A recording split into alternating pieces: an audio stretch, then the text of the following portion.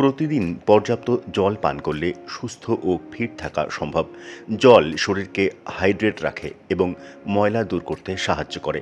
কিন্তু শরীর পরিষ্কার রাখার জন্য কতটুকু জল পান করা উচিত, এই প্রশ্নের উত্তর বেশিরভাগ মানুষই জানেন না। জল কম খেলে শরীরে দেখা দিতে পারে জলশূন্যতা, যার কারণে মাথা ব্যথা, ক্লান্তি, মাথা ঘোরা, দুর্বলতা, শুষ্ক মুখ, শুকনো কাশি, নিম্ন রক্তচাপ, পা ফোলা, কোষ্ঠকাঠিন্য, গাঢ় রঙের প্রস্রাবের মতন সমস্যা হতে পারে।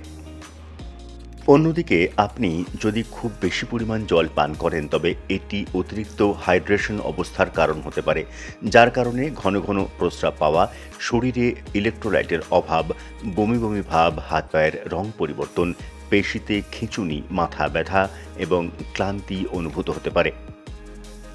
হার্ভার্ড মেডিকেল স্কুল বলে যে আপনার যে পরিমাণ জল প্রয়োজন তা নির্ভর করে আপনার বয়স, শারীরিক কার্যকলাপ, লিঙ্গ, তাপমাত্রা এবং শরীরের ওজনের উপর। কিন্তু তারপরও বিশেষজ্ঞরা প্রতি ঘন্টায় 2 থেকে 3 কাপ জল পান করার পরামর্শ দিয়ে থাকেন। আবহাওয়া গরম থাকলে বা আপনি ব্যায়াম করছেন, এরকম শারীরিক অবস্থার পরিবর্তনে আপনার এই জল পানের পরিমাণ বাড়তে পারে। একই সময়ে একজন সুস্থ ব্যক্তির দিনে 2 থেকে 3 লিটার জল প্রয়োজন। যেমন প্রস্রাবের রং দেখে আপনি জল কম পান করছেন নাকি বেশি করছেন তা জানতে পারবেন। যদি আপনার প্রস্রাব গাঢ় হলুদ রঙের হয়, তবে এটি ডিহাইড্রেশনের লক্ষণ হতে পারে। একই সময়ে ঘন ঘন সাদা রঙের প্রস্রাব অতিরিক্ত হাইড্রেশনের লক্ষণ হতে পারে।